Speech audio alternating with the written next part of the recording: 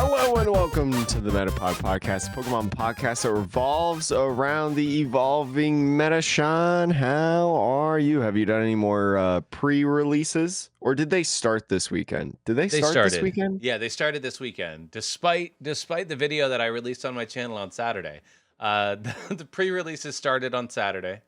Yeah. And yeah, I went to 2 on Saturday, and I had a good time. It was pretty chill. Both of my kits on Saturday were pretty. I mean, I had a good time because I got Fez and Dippity in both of my kits.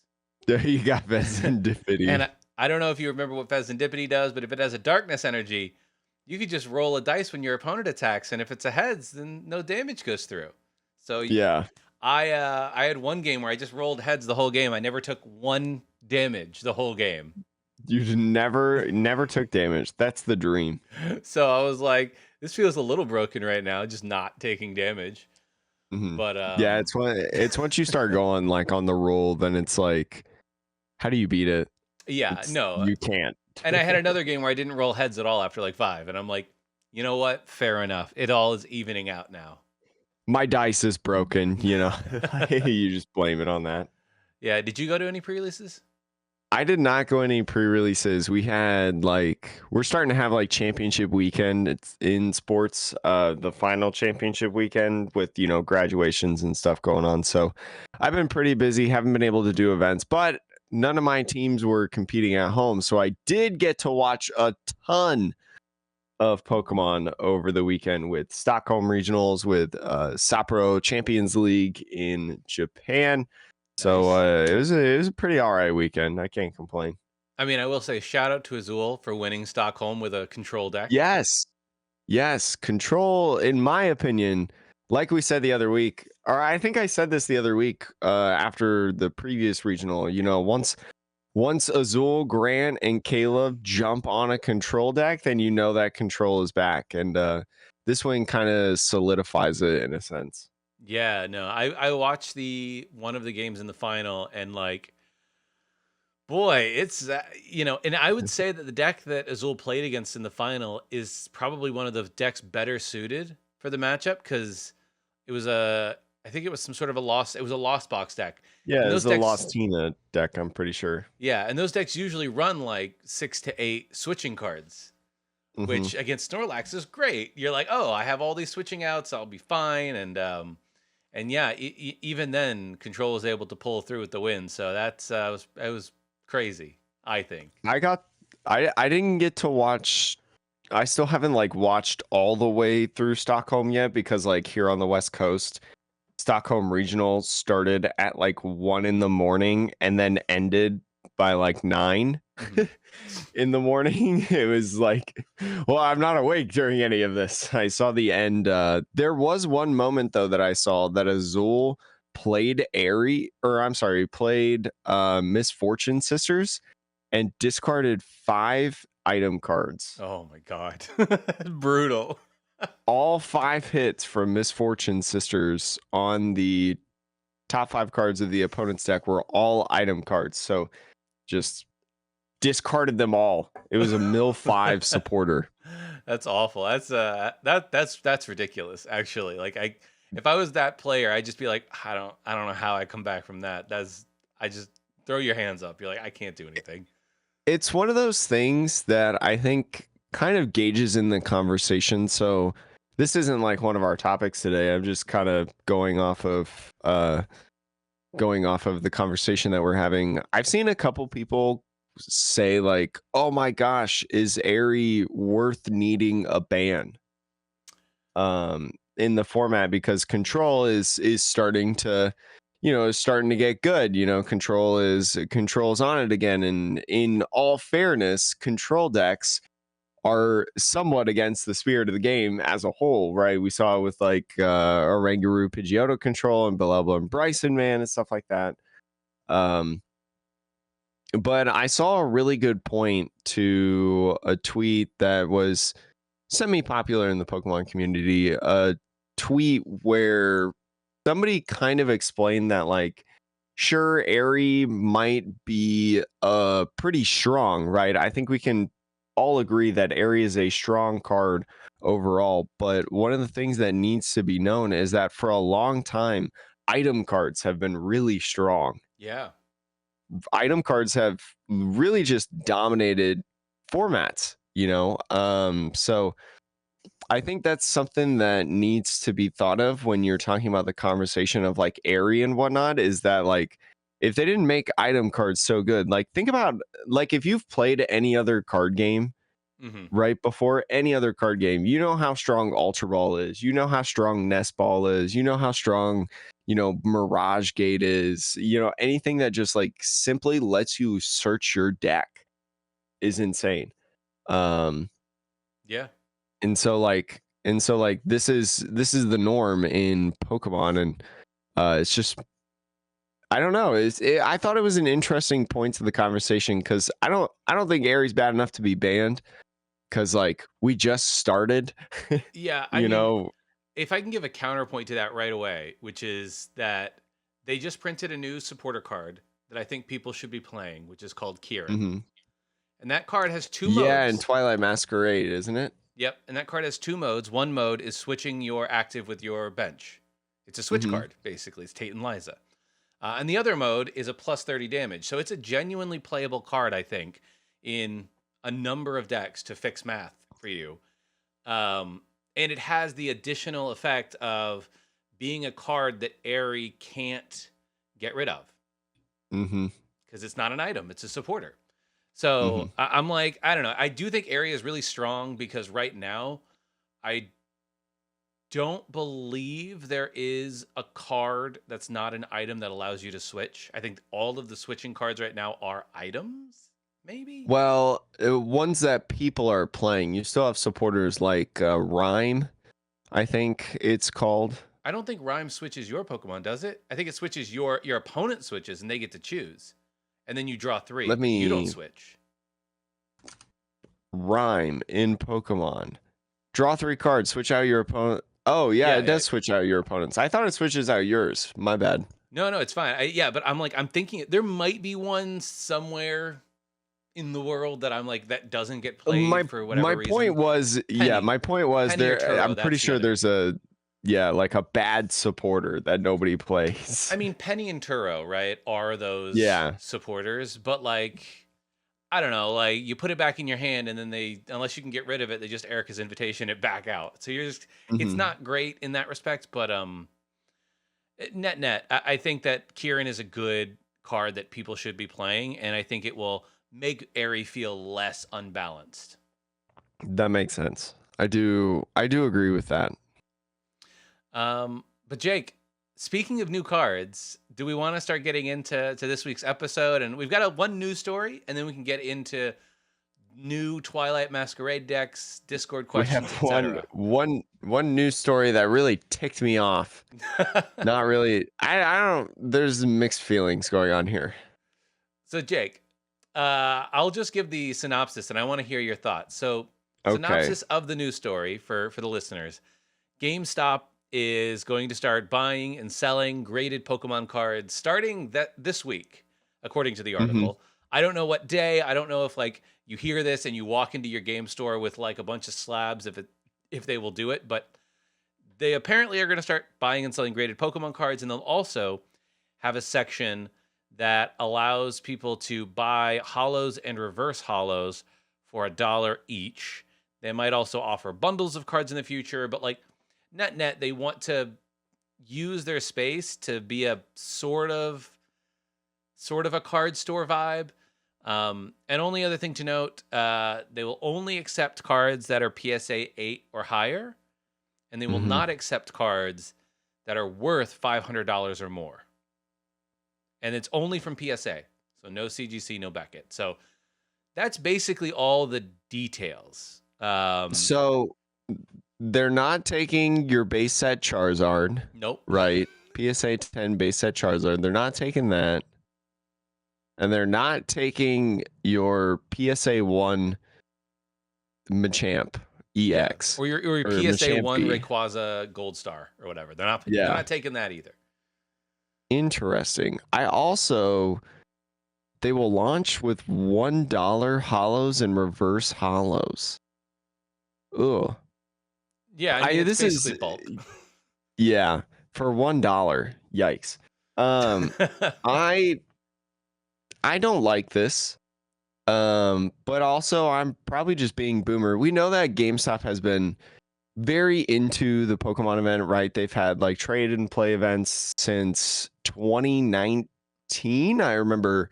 Um I remember going to one in 2019, like right after Henry Brand won Worlds, and that's where I got my Cargo GX. Um, so we know that GameStop has been interested in the trading cards, and with GameStop in general, the last like what 5 to 10 years, just getting more into the memorabilia scene, like the merchandise scene. I mean, they've had Pokemon cards for a long time. They have a bunch of other cards and stuff. So I guess as a shop that constantly buys things and like gets trade-ins and stuff like that, it makes sense that they would eventually go into PSA. Um, but I feel bad for the workers because unless there's like some sort of system where you can very easily look up, that's the key word in this, very easily like look up these like PSA graded cards. Like those workers don't get paid enough to like barely even check the games that they buy, and now they have to also check PSA cards. I mean, I don't know how to fake a PSA card, but I'm sure somebody will do it and try it and eventually be successful with it.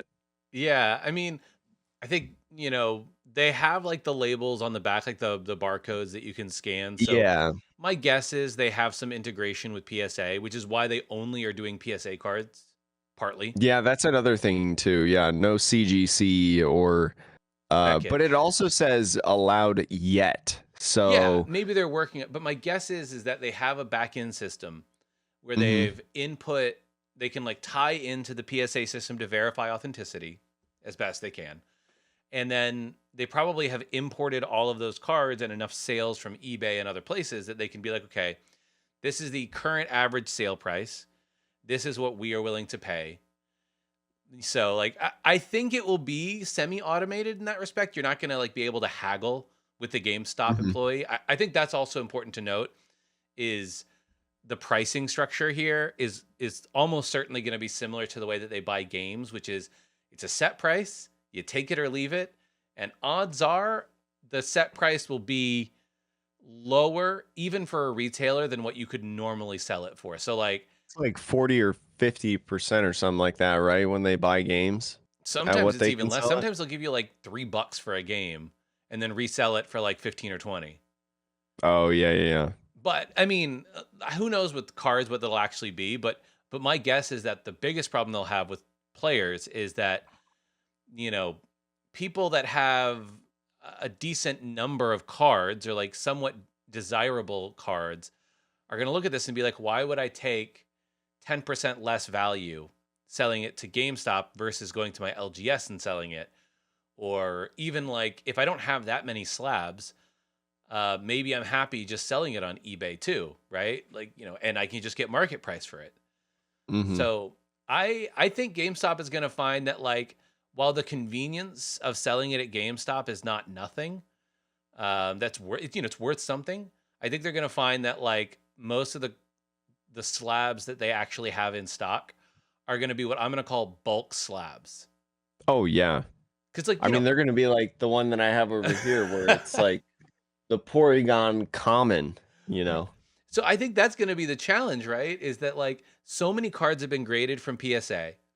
And now I think partially, I wonder if PSA also approached GameStop to be like, hey, there's so many cards getting graded right now, and they're not moving fast enough on the open market. And so if we can open up effectively like 2,000, 3,000 or more retailers that will buy cards from consumers, that will make having and getting these PSA graded cards feel more liquid, like more like a liquid asset that people can like sell and buy and whatever. I don't know. Does That's my conspiracy the hat. I don't know if PSA cares about the open market Oh, because PSA definitely cares. they get their money and they get their business from people just sending in cards. They don't get they don't get the money from like people, like they don't care what the PSA Porygon goes for. They just care that at one point somebody submitted Oh, this Porygon card and got it graded, you know? I disagree. I think they really care about because the thing is, if you get a bunch of PSA graded cards and you can't sell them, people are going to stop grading cards. That's just the reality, right? Like it's people grade cards for the purpose, in many instances, for the purpose of increasing their value. And many of those people increase their value because they then want to sell the cards. But then wouldn't the market self-correct itself with the value of the cards? Well, sure, the right? cards Like go down if in you value, can't, and yeah, nobody they thinks just they're worthwhile to go grade because it costs $20 to grade each card, $10 to $20.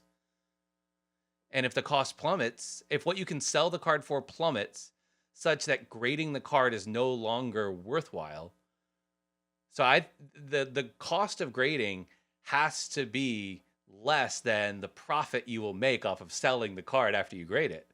But it also has to be like every single card, right? Because it's like, I mean, it's like if one card goes down, right, and you can't sell it higher than what you can grade it, then people will just move on to a different card.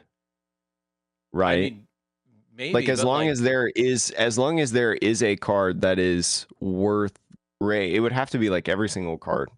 I mean, I think that 2021 and 2022 were a good example of like, you remember how much PSA was getting flooded with cards, right? Yeah, they were backed up for like 3 years or something like that. And that was entirely due to the fact that cards, the secondary market, was so high. Yeah. So everybody was trying to cash in. Everybody was selling to going to PSA to get them graded. PSA made so much money off of that.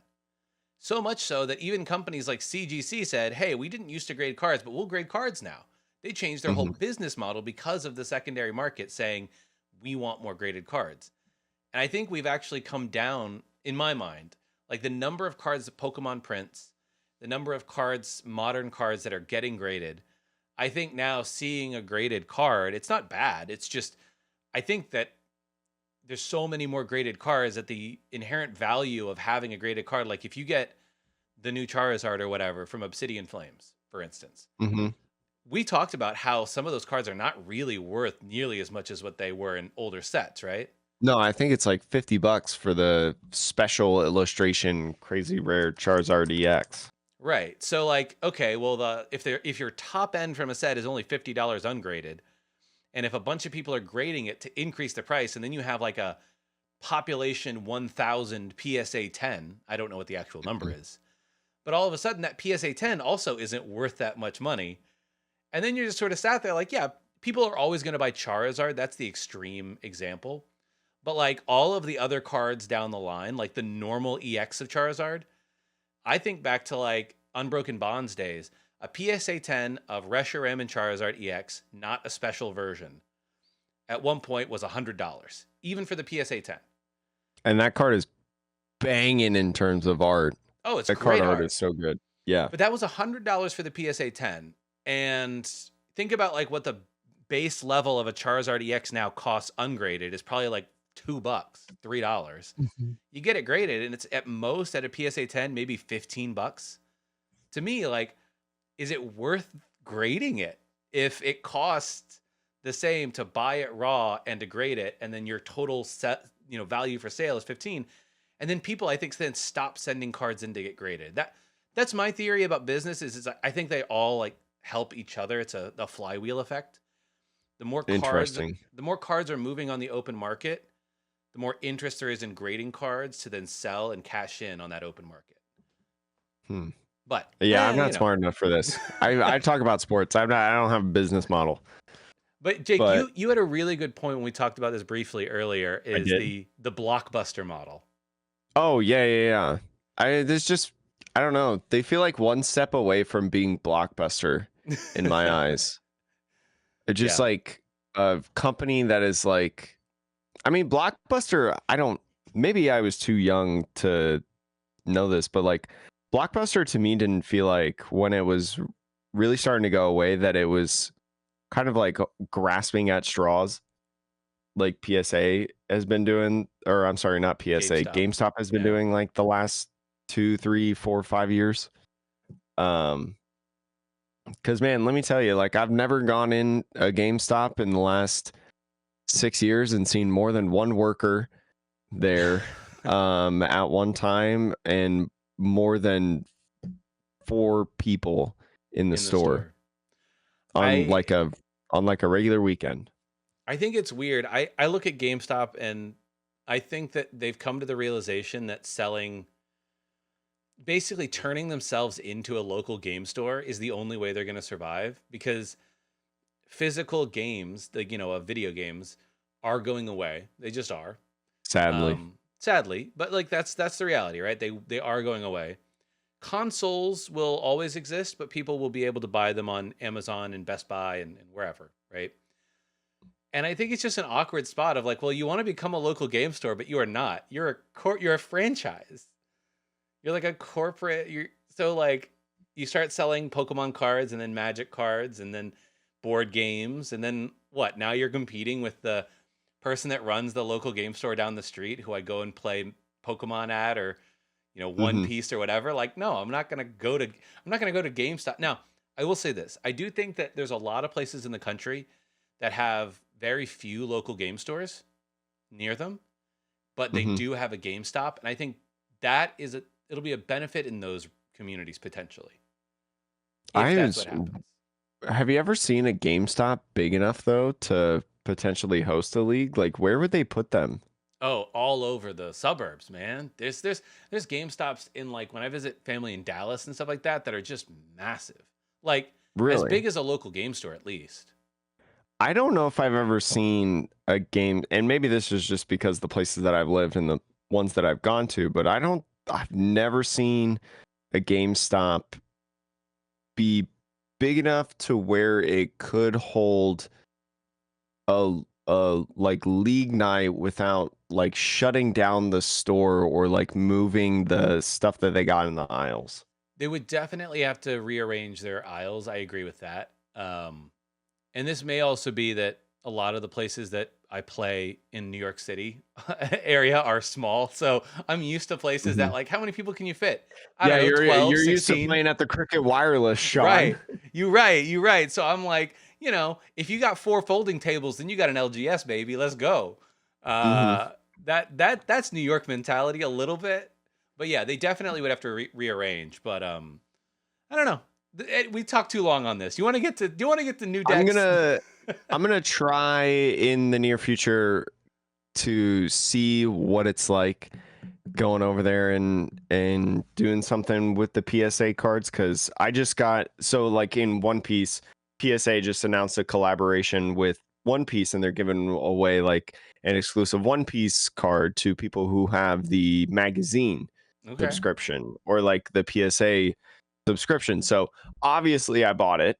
Yeah. I bought the subscription. And so I get this, like, you get like these perks and memberships. So I was thinking, because I have a whole bunch of cards that I eventually want to like grade and keep pristine, and preserve. So I was thinking with my membership that I have for the next year, sending in a couple cards to get those benefits. So if I send in those cards, some of those cards, um, I'll plan to at least take one to GameStop to see what they can give me for it. Yeah. Yeah. See how And that goes. folks that listen, if you go in, let us know in our Discord or whatever. Link in the Yeah, description. you Like, can join our Discord server that we've got. Link in the description and show notes. Fun place, the Discord server. There's over well, 100 people in there, Sean. yeah, yeah, it's popping sometimes. It's cool. Yeah, And we'll that's actually crazy. we'll answer some of those questions as they come up or at the end as well. But Jake, do you want to get into new format stuff? I have the Champions League Sapporo deck list up for the top 16 to start with. Do you want to The start there? the Sapporo Champions League was the not last weekend, but the weekend before. Very, very big tournament. 2,700 players in the future Twilight Masquerade format. This is kind of a sneak preview of the format that we'll get into here in the next couple weeks out west. The winner of the event, a likely winner, Sean. I don't know if you could have predicted this. Maridon. I would not have. No. No, I would not have. I forgot this deck existed. I almost thought that like Maridon rotated for some reason. Yeah, this is it's surprising because like I look at this deck and I have it pulled up on screen, but for the Hmm. listeners, it looks kind of just like a normal Maridon. In terms of new cards, the only two cards in the deck that are new are one Tatsugiri, which the Hmm. ability allows you to look at the top 6 cards of your deck when it's in the active, take a supporter, put it into your hand, and then that's actually it. That's the only new card in the deck, and then you throw in some rescue boards for Tatsugiri and maybe to retreat, Raikou or Squawkabilly, whatever gets trapped in I the would active. argue, I would argue the heavy baton is also new in there, Yeah. but you are playing one town store, right? Yep. Which helps you find tool cards because you play 4 of them and you play 3 different ones and 2 rescue boards, 2 bravery charms, and then heavy baton and 4 sealstone. So you're actually playing 6. My math was wrong. 6 different tool cards, 4 unique cards, and then also you're playing Arvins in a build like this. So heavy baton makes sense when you go in with your iron hands, and iron hands costing a ton of energies, especially, usually all lightning energies. Heavy baton is really, really nice to be able to redistribute to like Maridon, Raichu, things like that, Raikou, to be able to continuously still attack and not like lose out on these very, very important resources. When I look at this deck, Jake, I think to myself like I I think the reason this deck did so well, maybe it's a guess, but obviously Charizard, Gardevoir, and now Dragapult are Hmm. stage 2 decks that can be a little slower, right? On the uptick. And because of that, I think you maybe lean into Iron Hands in the early game. This deck also plays 2 different turbo energy.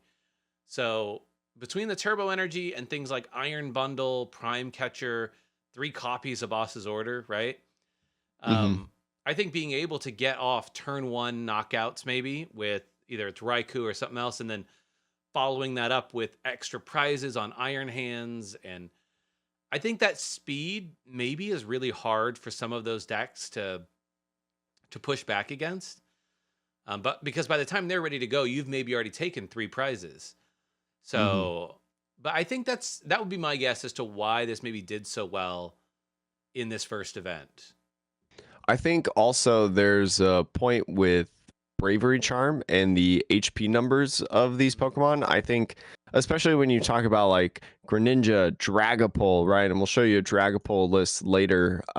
Dragapult does a great job of spreading the energies, reminiscent of the Dragapult VMAX, to where like it doesn't really like hit for 500 damage and takes a knockout here. It's like, oh, I'm going to put a little damage here. I'm going to put a lot of damage on the active, but mainly like also spreading the damage. So a deck like Maridon that doesn't play like these baby basic Pokemon, right, that evolve into the stage 2, stage 1s or whatever, um doesn't really get capitalized as much heading into a meta of Dragapult, to where the damage spread isn't as like impactful.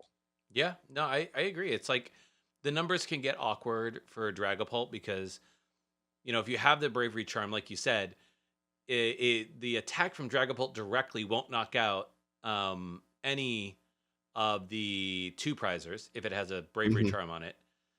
And then the damage counters that you place can certainly put things in range for a follow up turn. But then you're in a 2 turn cycle where like, okay, in 2 turns, I'll hopefully take 4 prizes. But if Hmm. this deck is going fast enough, then the goal for this deck is to say, well, yeah, but you're not going to get that second turn. Like it's going to be too slow or whatever it might be. So I don't Hmm. know. I think this was a big surprise to a lot of players seeing a Maridon deck win this big tournament. I will say it maybe is important to also note Japanese tournaments are best of 1, not best of 3. Hmm. So I don't want to say that to like write off the success of this deck, But that is to say that I think this deck is one that in particular thrives off of a hot hand, right?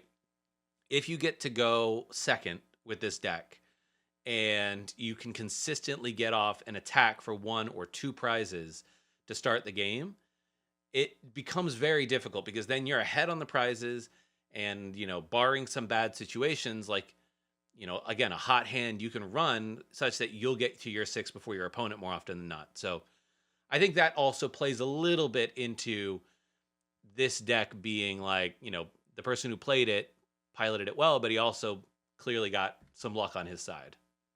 Yeah, I mean that's an effect of like the meta itself and like meta evaluation and being able to determine like what's a good play, what maybe isn't a good play, what you're expecting in there. So there's a lot of factors that go into it, but especially with the West being so favorable to Maridon, right? People love Maridon. It's definitely, I would say, and a cheap deck to build. Through like the different products that have come out, you can get the cards pretty easy. People will probably jump on this deck first, especially because it doesn't take many new cards to build comparatively to previous formats. Exactly. But another deck, so the second place deck that is also not a new deck was Gardevoir EX. Jake, give us a rundown of what makes Twilight Masquerade Gardevoir different. First of all, you're playing the Hyper Aroma A-Spec in here, which I hyped on, and I think it works also really, really well in this deck. Remember, Hyper Aroma, search your deck for up to 3 Stage 1 Pokemon, put them in your hand, then shuffle your deck. Great when you're playing an engine that really relies on the Stage 1s, like Dialga does, Gardevoir, right, with the refinements, being able to constantly get your Pokemon. Also playing the little Monkey Dory in there from the new set that I mentioned. I think I mentioned during our set review that a Gardevoir was playing this card. Exactly. Being able to move damage counters, only playing a couple of these dark energies. You have a couple different variety of attackers in there as well, with a couple Drifloons. This list going into the Drifloon Bravery Charm, Sean's favorite combo right now in the last year of cards. You also have a you have a Scream Tail with that attack, Roaring Scream. That's what I was trying to get at. And then you also have other different things like Cresselia in there. Cresselia kind of remaking a resurgence in this format. And the reasons that I saw, a lot of people were like, why is Cresselia back? Like what, like this card got booted out. But I think with the addition of Monkey Dory in the deck, you talk about a Dragapult that's placing 6 damage counters. If there's 6 damage counters on a Curlia, right, you use Monkey Dory, you can get 3 of them off. You can use Cresselia to get 2 more of them off. So now there's only 1 damage counter instead of 6 because you're taking away 5, which means that another Dragapult, right, if it's at 60 damage and then you do the Wombo combo of Cresselia Monkey Dory, it's back at 10 damage. Another Dragapult attack can only get it up to 70. So it's really good in the essence of, just trying to prevent those like little prize cards taking that overwhelming of the damage spread that I was talking about. The Maridon does a really good job of not letting decks like Dragapult really capitalize on. So, really interesting deck. You're playing the Turos. I think the Irida is also really interesting. You play a 4 of Irida in this deck. And I think that's just more for the consistency part, right? In like this best of one style. You're playing the Radiant Greninja Manaphy. So the ability to get a couple different water Pokemon, but also just like I talked about earlier, like item cards are so strong, right? Your hyper spray. Is that what it's called? Hyper spray? Hyper Aroma. Hyper Aroma is an item card, and it's super instrumental to your game plan. So having Irida and being able to find that alone is just so good. So again, item cards are broken. I'll just keep saying it. But this deck just really, really, I mean, it's a cool deck to watch. There's some good stream games of Gardevoir. Yeah. No, I think it's, it's an interesting deck, especially too, because like the Cresselia with the Monkey Dory. I think another situation that's important to point out is with Cresselia, you maxed out at what, 120 damage that you could put somewhere. With the Hmm. Monkey Dory, now that max is 150, Yeah. and 150 knocks out Archeops, which is like, oh, that's pretty good. I Which can, you may listeners think, oh, why am I worried about Archeops now? We'll let you know that there was out of the top 16, there was 1, 2, 3, 4 Lugias, 4 Lugias in top 16. So maybe Lugia's back. yeah. So I just wanted to mention that it's an interesting a note there. So yeah. So out of the like top two, it's just very familiar. And out of the top four decks, Hmm. there is a Lugia as well. So we should do the Lugia first, just to round out the top four in terms of like decks that exist but got better. Hmm. So Lugia was fourth place at this tournament, and there's a couple of changes in this deck which I think is really important to point out. I think most of the engine runs relatively the same, but where the deck deviates now is you're playing a copy of the Blood Moon Ursaluna EX.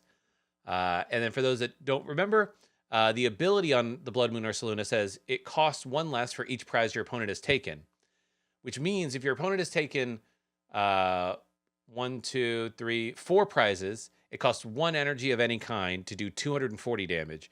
If they've Hmm. taken 5 prizes, it attacks 240 for free. It's a And huge late game card.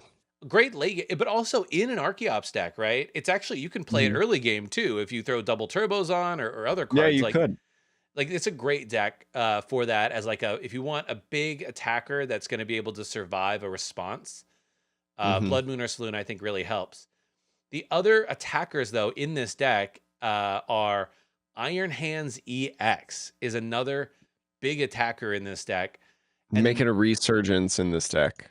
the reason it can do that is because this deck is playing the A-Spec Legacy Energy now. So instead Hmm. of Master Ball, right, you are playing one copy of Legacy Energy, which adds, it's a rainbow energy effectively. And it also has the added bonus of making your Iron Hands a single prizer. Once per game. Yeah, Once per game. once per game. Yeah. But like, imagine being able to throw an Iron Hands up, take 2 prizes off of an Amp You Very Much, and then tell your opponent the best you can do is 1 prize in response. Like, oh my Hmm. gosh, that's Unless you brutal. boss around to another Pokemon, which effectively allows me again to amp you very much. Exactly. So I think those are some of the biggest changes. The other one, though, which I'll point out, is the addition of Carmine, the new Hmm. supporter. So Carmine lets you, as a supporter, that you can play on your first turn going first, and it's like a baby research. You discard your hand and draw 5. So Hmm. how are you feeling about Lugia right now, Jake? I think Lugia is interesting of a deck, and it's weird that Lugia didn't necessarily translate to the East like we kind of had anticipated. So I guess now I'm a little skeptical about Lugia in terms of its viability in the format, if it's going to fall flat again, because I do think kind of the best of one, best of three conversation comes in with a deck like this. But um I think it'd be cool, if Lugia continued to stay like more viable, and hopefully like the A spec, like the legacy energy, like you mentioned, is kind of what it needs to be able to maintain that viability. I think Blood Moon or Ursa Luna has a ton of value with the deck, because before, like, I mean, when Lugia was its strongest at its peak, it was able to do more damage than it does now, right? And so Yeah. the Blood Moon Ursa Luna is one of the ways that that deck can get there with that extra damage. It's interesting to me that this deck doesn't play like damage modifiers of any kind. Hmm. Yeah. Maybe I'm not 100% sure which ones you would play, and you probably have to somewhat reformat the deck to be able to do that, and maybe it's an inferior version. But yeah, I mean, just it's more viable now with with a couple of these cards. Carmine, the Blood Moon, or Selena, especially Carmine. Like Carmine is so good in this deck. We talked about the importance of like setup and why Carmine is just such a good card Yeah. overall, right? Like being able to play it going first, but especially in a deck like this where like you can draw into Archeops, but you don't know how to discard it. Yeah. Right. There are plenty of situations where that happens, and like you need to do more than just read the wind or whatever. Maybe you don't want to read the wind. So Carmine gives you another effective out to be able to complete that and get those guys in the discard pile right away. Yeah. No, it's I think we'll see. I don't know. I don't know how many Carmines most decks will play, but I don't know. Carmine just feels so good if you get it going first. Hmm. We'll talk about a deck that I built a little later, but yeah, it's just you feel like your setup is just so good on turn one going first that like any deck that needs any sort of setup, I feel like probably would benefit from playing Carmine as a 2 of. Hmm. So It's also a card that you can play at any time yeah, in the exactly. game. It is just going any time that this leader or this leader effect. That's a Supporter. different card game. The supporter can be played at any time. But Jake, third place, I should say, was a new deck and probably the most hyped up deck from the set. Definitely the most hyped up deck. Jake, do you want to give people a rundown on what a Dragapult EX deck might look like? Dragapult EX is the new hot deck coming in Twilight Masquerade. This 320 dragon HP 320 HP dragon type EX Pokemon stage shoot. There we go. Pokemon, it deals out 200 damage for just 2 energies, but also spreads out the 6 damage counters to your opponent's Pokemon in any way you'd like, reminiscent of the Dragapults we've seen of the past. The difference, though, is there's no rare candy, or I mean, there is some rare candies, but you're not entirely focused Yeah. on rare candy in this deck like you were previously because of the new ability on the stage one Dracloak, that surveillance ability. Basically, I mean, this is quite literally, Sean, Pidgeotto Oh, airmail. Is airmail. it Yeah. airmail? This is Yeah. literally airmail. Yeah, basically. I don't know if do you look at the top two? Yeah, you look at the top two, one in your Yeah, hand, you one look at the onto the top bottom. two, put one on, Yeah, put it's it's just the airmail. same. It's the same ability, except now there's a viable stage 2 attached to it. And people had problems with Pidgeotto. Let's wait until they find out that Dragapult is even Exists. better than the Pidgeotto. But the Dragapult having that effect and that ability really allows this draw engine to accelerate, and just be so good. And alongside the ability to use one of my favorite arts from the last couple sets, the Xatu with that clairvoyant sense, right? That little tingling bird or Yep. whatever. Being able to accelerate these basic psychic energies to a Pokemon on the bench and then draw 2 cards off of that gives you that being able to, in one single turn, go from 0 energy to attacking amount of energy, because you accelerate the psychic energy and then you attach the basic fire, which basic fire is not that hard to find when you play something like Earthen Vessel Yeah. in this deck, especially because you have an Arven build. So Arven for Earthen Vessel is great. You play the A-Spec of choice, at least in this build that we're showcasing, the Unfair Stamp, which is that revenge card. When a Pokemon's knocked out, you shuffle draw 5, they shuffle draw 2, right? Couple different evolution, de-evolution technical machines to be able to get your game plan going, especially the evolution Yep. machine. Like that card is just so nice in a deck like this. Yeah, like whether that's you're probably choosing to evolve your Dracloak more often than not if you Oh don't have yeah. any other options. But if you have a Dracloak in hand, then you can evolve up the Xatu, and then you have acceleration and more draw. But the fact that TM Evolution basically says, hey, during your next turn, you're gonna get to draw more cards with this deck. Like, oh, great. I don't Mhm. have to worry too much about playing research or like crazy supporters. I can just rely on Arven and know that I'm going to draw more cards anyways. So I think it's interesting that this deck doesn't play the hyper aroma like the Gardevoir deck does. I Um, Yeah, I mean, I think the thought process there, and I think it's a thought, right? Like you could totally play Hyper Aroma in this deck. mhm, I think though that most players with this version of the deck are prioritizing disrupting their opponents. Because when you're like, we talk about 200 damage, 6 damage counters. If you can combo that with like major disruption to your opponent's hand, and then they can't adequately respond, whether that's using a Turo or a Penny, collapse stadium, anything to get rid of the damage counters, because that's really the thing you're worried about most, is mhm. they find a way to like undo the hard work that you have done. So maybe I guess that's their thought process. I think it's also interesting that, kind of just thinking through it in my head, as I provoke that question, just like Gardevoir stresses such an importance on discarding energies, right? So you like almost always need to get it as fast as possible. But sometimes with Dragapult, you're not that necessarily urgent to get your Dracloaks online because of playing stuff like Rare Candy, right? So Yep. um, like your game plan can go without a Dracloak. Yeah. Whereas with Gardevoir, it's very difficult to get your game plan going without a Curlia in place. So just That's an true. interesting thought. One other card I'll mention here, if anybody is looking to play Dragapult, Enhanced Hammer, that got a Mhm. reprint. It allows you to discard a special energy from one of your opponent's Pokemon. You need this in your deck because if somebody plays a Mist Energy, that will prevent you from placing those 6 damage counters onto that Pokemon. And Mhm. a well placed Mist Energy can really ruin this deck's game plan. So don't don't sleep on throwing in at least one Enhanced Hammer if you're going to run this deck.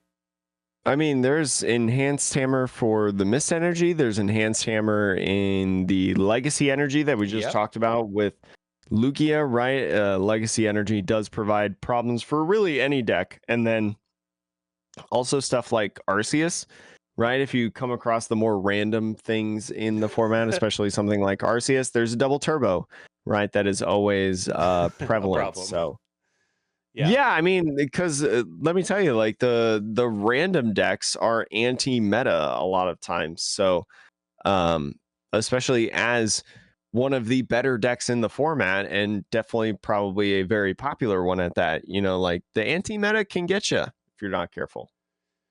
Jake, I want to hop on over to some lists created in the West, though, with Jesse Hmm. Parker and Andrew Mahone. They did some testing last week, and they built a few different decks, and I just wanted to take a look at what they were cooking up. I guess we can start on Dragapult. I don't think Hmm. it's any different. I think maybe the difference here is they don't play a TM Devolution.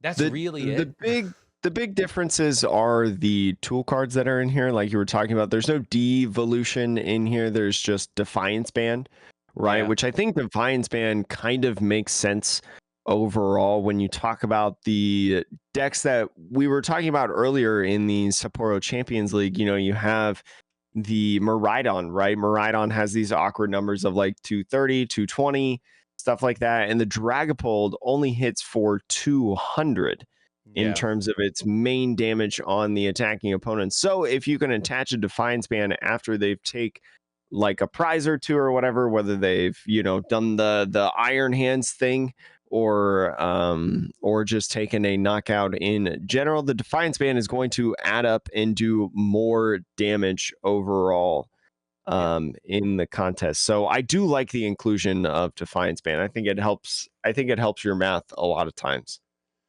Um, but some of the other decks they were playing around with, I'm going to start on this weird Raging Bolt Ogre Hmm. Pond deck. This is the This isn't the first grass. time that I've seen this deck. Interesting. I mean, Yeah. when you think about it, you're like, okay, I get it. I can see why this exists. So for those of you who, for good reason, are like, excuse me, Raging Bolt, what? Raging Bolt is an ancient Pokemon from the last set. which is 240, and it has an attack for a fighting and a lightning, is what you need on it. But then you can discard any number of energy from Raging Bolt, from any of your Pokemon in play. Mm-hmm. And that Raging Bolt will do, I believe it's 70 times damage for each energy you discard this way. So I'll look, but it's a very similar effect to Reshiram and Zekrom GX. yeah. So I think it's, if I remember correctly, it's 70 damage for each. So, in the past, you could play this with a few Yes, different 70. engines. I played around with Mhm. different things, but this deck is using the grass type Dragapult EX, which has the ability that allows you once per turn to attach a grass energy to it, draw 2 cards. So that is kind of how you get a bunch of energy on board quickly. You play Professor Sada to power up your Raging Bolts. And I guess the thought process there is, hey, we're going to be a 2 prize focused deck, but the benefit here is if Charizard is getting a lot of play, well, then the Dragapult can actually go in and take a knockout because of Mhm. weakness, which is really huge. But outside of that, the Raging Bolt then can basically, in theory, knock out 1-hit KO anything in the format. So interesting list. And then I will say the one thing I would change, and this is just my thoughts, because I played a Raging Bolt deck list for a while. They're playing Prime Catcher in the deck, which I don't hate, but the problem that my version of the deck especially faced quite a lot was that you are a 2 prize deck. And if you are playing against anything that can make the prize mapping awkward for you, where you are not taking 2 prizes every turn as well, then your opponent will win because they will get to their 6 before you do, right? Any single prize Mhm. deck is really hard for this deck to match up against. So I I would think actually consider a legacy energy in this list. I think it's interesting that Jesse opted to play 2 bug catching sets Mm-hmm. this with this deck. Sean, do you remember what that card does when we did our set review? I do. It's in one of my decks. It is, look at the top 7 cards of your deck, and you can put any number of grass Pokemon or basic grass energy. Or choose up to 2 Up to 2. of Sorry, any not any. Up to combination. 2 of You basic. probably Yeah, don't really find more than 2, yeah. but But like the nice thing about this is like you have Earthen Vessel to find your grass energy, but like it's just more cards in your hand for a pretty simple item card. And Mhm. you're playing 3 of the Dragapult, so very Yeah, this weird. deck also opting for 2 squawk abilities. Really just valuing the first turn squawk ability overall to be able to set up your field. I feel like I'd have to rewatch the games that they played, but the squawk ability, I don't know. When you play more than one squawk ability EX in a deck, really seems like you're playing at turn 1 almost every single game. I think the reason for that is you want to try to attack going second if you can, Yeah. because yeah, you can squawk, discard some energy, hopefully find a Sada. And if you find a combination of Sada, a couple of Raging Bolts, attach for turn, and some Dragapults, you can knock out anything turn 1 going second. Mhm. So, in terms of other lists, though, what's the next list you want to talk about that they went over? They also showcased Maridon, which I mean, it's it it's almost the same thing. You know, you have your one of heavy baton, you have a lot of tool cards, you play a couple double turbos. This list opting for Prime Catcher overall, which I don't think was the A spec of choice in the other list that we showcased from Sapporo Champions League, but pretty much the same in general. The Lost Box, though, there's a Lost Tina in here that is relatively the same overall, just a couple differences in, you have the stadium cards, right? Lost Tina, especially after the loss of Path to the Peak, really hasn't had a stadium card that it super identifies with overall. Yep. And so the Temple of Sinnoh is one of the ones of choice. Turning off, like you mentioned, the mist energy, right? A very, very important card in some decks to prevent stuff like the Dragapult damage, the Giratina V-Star power, things like that. Also just defeating Lugia in general. Yeah. I feel like if they can't respond with a stadium, but also playing the unfair stamp, just disrupting your opponent yet again, as well as a Roxanne Iono combo in terms of supporter, playing a couple counter catchers and a couple boss in here, and then splitting the energies with 4 psychics, 3 grass, 3 water, and 3 jet energies. Yeah. I mean, pretty standard. I think the Blood Moon Ursaluna is probably the Mhm. biggest new thing to the deck, and the unfair stamp. I don't want to discount that actually. Yes. So, an attacker that can late game just come in out of nowhere and do big damage. So, basically, Radiant, you get a Radiant Charizard and a Radiant Greninja in this deck. Huzzah. Um, Huzzah. and then, the unfair stamp. So, the Can you only, play both of them though? which one? Like if you were a Sablezard list, like primarily Sablezard, can you Mhm. play both the Radiant Charizard and the Blood Moon Ursaluna in the same deck? Is that going to work? Yeah, I don't see why not. I mean, you could just play the Radiant Zard if you need to, if you care about your opponent taking 2 prizes. So when your opponent has 2 prizes left, you play the Mhm. Zard, do 250. It is 10 more damage, which does matter sometimes, Mhm. maybe. Um, and then when your opponent is on 1 prize, you instead play the Blood Moon or Soluna, and you don't need any energy. And so then you have a 260 HP body doing 240 damage.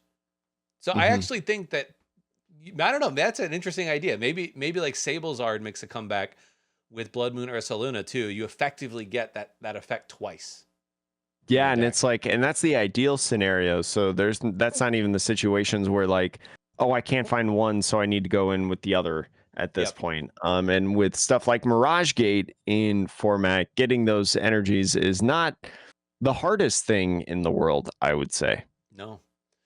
Um, Last overall deck I want to talk about, and then we'll get to some of Mhm. the Discord questions, is a deck that I built. I put this in our Discord on, I believe it was Friday maybe or Saturday.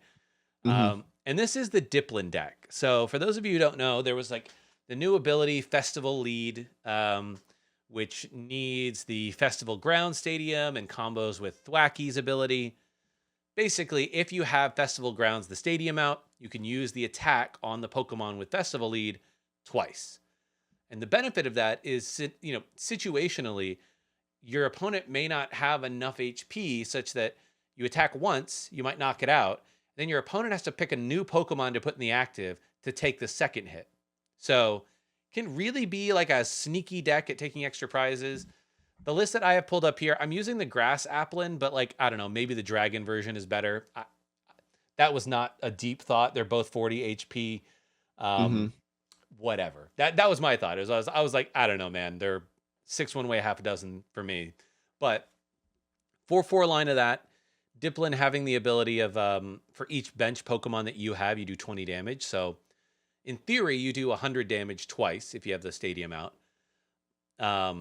But I'm going to point out a little combination of cards here, Jake, that I think is really important to mention, which is Defiance Band and Kieran. Mhm. So if you think about it, Diplin, it attacks twice, and cards like Defiance Band say this Pokemon's attacks do 30 more damage.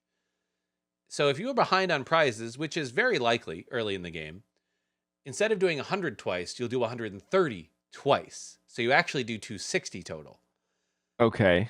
And you put down Kieran, and that does your Pokemon do 30 more damage to your opponent's Pokemon V or EX. So now you're not doing 130, you're doing 160 twice. So you're doing Mhm. 320. In theory, Diplin can one hit KO a Dragapult EX. Okay. Yeah. I mean, and the In nice, theory. I mean, I will say, I was playing, I played a couple of fun games, Mhm. and I had Diplin out, and I was able to one hit KO a Lugia V Star. No problem. No problems. No, no, seriously, because the No, other no, yeah, card, no, I yeah, believe you. I'm just like, wow. Like, because because I remember looking at the deck in the Discord and being like, is this a pre-release deck? no, It's like- it does kind of look like it, but the other card that's in the deck that's important is Thwacky. Its ability says Mhm. if you have a Pokemon with Festival Lead, the ability in the active, You can search your deck for any card. I'm telling you right now, Jake, having two Thwackies out is entirely broken. You can use the ability more Because you than can, once.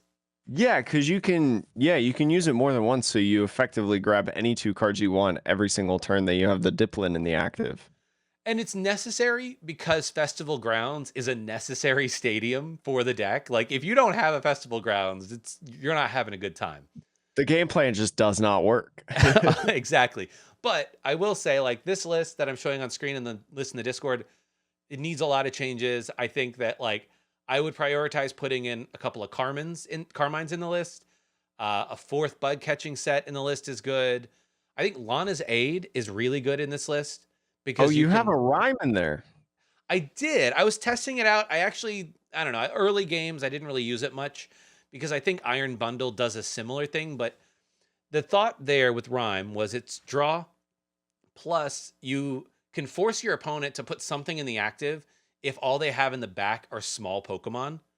And so Hmm. that way, instead of hitting twice and like really overkilling a thing that you maybe can't one hit KO, I'll play a Rhyme, force you to bring something up that I can one hit knockout. That way I can kill it and then put damage somewhere else, maybe. Okay. So if your opponent is trying to hide behind a big HP mon, things like Rhyme, but I think that Iron Bundle does the same thing, so I don't know if you actually need Rhyme in the list, but I was playing around with it. Hmm. But Kieran, because this deck has so much deck search with Thwacky, you don't always need a lot of draw. So like Kieran is so good in this list, Jake. So good. It's interesting to see the list that you come up with and that community does in general. But yeah, just getting to some of the Discord questions real quick. Alex asked Greninja EX, what do you recommend as another attacker? Do you have any thoughts on this, Jake? Greninja EX is interesting. I mean, you're playing water energy, so I feel like definitely the idea of what do you want to call it? What do you what's the thing that Radiant Greninja? Yep. I was like, man, what is this Pokemon that I'm thinking of? I think that's definitely like just a necessary card that you want in your deck overall. Yeah, Radiant Greninja is a good attacker because you also Radiant Greninja does damage to the bench.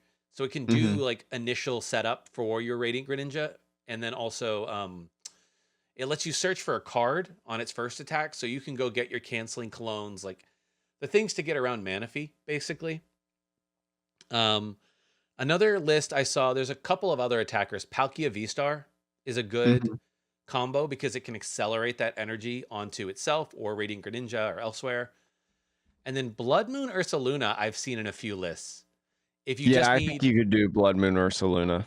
yeah, if you just need a really big attack, because the only negative with Greninja EX is it doesn't do a ton of damage in one hit.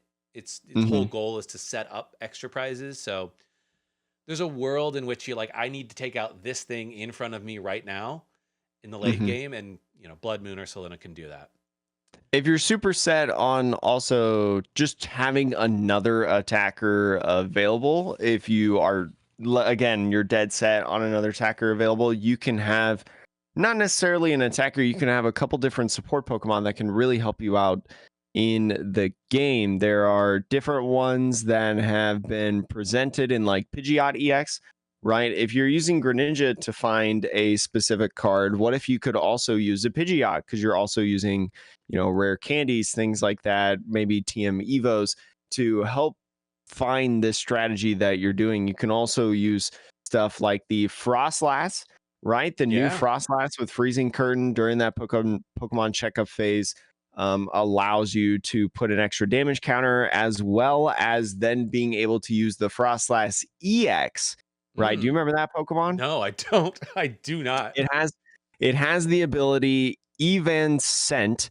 If this Pokemon is in the active spot and is knocked out, flip a coin. If heads, your opponent takes one fewer prize. So that could be Oh, that's really, really cool. nice overall. But as a grass type attacker that uses water energies, you can do weakness on like opposing Pokemon like Charizard and stuff with the attack with 2 water energies, does 140 damage. This attack also does 20 damage to one of your opponent's bench Pokemon, just helping you out, kind of spread a little bit damage, and as just a one of attacker overall. And then that's not even including things like if you somehow build like a Bax Caliber Chin Pao Bibarel version, you I just smash a Greninja line in the Chin Pao deck, to be able with like a variety of attackers. And then, as you said, like Palkia is one that has seen a little bit of play as well. Next question here was just mentioning the potential for Torterra from Brilliant Stars. I gotta look up what that card is. Given the new item card bug catching set. So Torterra from Brilliant Stars, if you don't know, stage 2, a single prize Pokemon, 190 HP. The attack that matters is Grass and a Colorless, Evo Press. Does 50 damage for each of your evolution Pokemon in play. So you can do up to 300 damage with this attack. It's an interesting one. I don't know. Maybe this is great with the new bug catching set. I think you combine that with the Hyper Aroma as your, card of choice.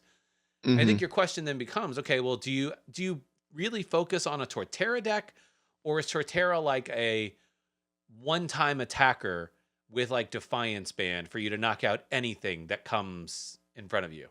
I don't know. Well, I think the biggest issue with trying to make this Torterra work is that you have to have evolution Pokemon in play, right? So you need some sort of like stage 1 line, or you need some sort of stage 2 line to really help you get this game plan going. Like you can't really use the Ogerpon. Yeah. Right, Teal Mask Ogerpon. The Teal Mask Ogerpon would be awesome if it fit in this deck because it allows you to accelerate energies and draws cards, but not. I mean, I guess you can use it. You just wouldn't do as much damage with Evo Press being something that, just does more damage as, the more evolutions you have in play. You probably play as many evolutions as possible in the contest. So my thought here, Jake, is this actually could be a good attacker in the Dippin deck, because maybe, yeah, actually. You play a ton of stage 1s in that deck between Thwackey and Dippin. And oftentimes I found myself like, well, I guess I'll throw another Applin on the field because I need as many Pokemon on my bench. And if I remember correctly, maybe this is rotated, but there was a Grottle that let you search your deck for a grass Pokemon or an evolution Pokemon. Yeah, I think that's rotated. It's from Brilliant Stars, actually. Okay. So that's another way that's another way to find your Dipplins and your Thwackies. So maybe that's the deck you play this in as a 1/1/1 line. And that way, like, hey, scenario wise, you might be in a situation where you're like, I don't need to attack twice, or maybe I can't find a festival ground stadium. I don't know.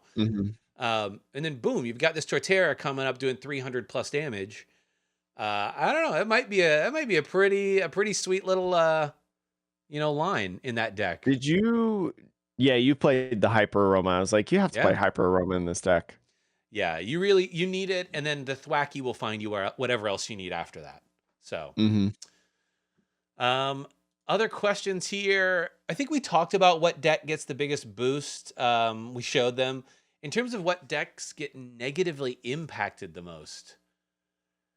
Man, I would say effectively with Ogerpon coming in, because we didn't really show an Ogerpon list, but I do think Ogerpon is a viable deck to play. I think Charizard gets hit a little bit because of that just grass weakness, right? There's another like kind of deck that just can beat it overall in the game, especially in the early stages of the game when your Charizard's not doing enough damage, right? When your opponent really hasn't taken any prize cards left.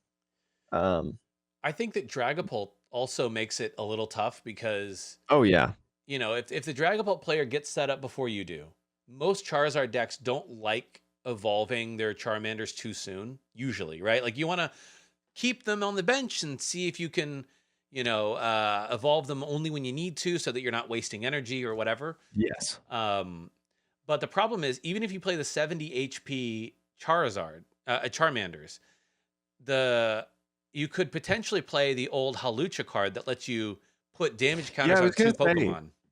I was gonna say, why didn't we see that?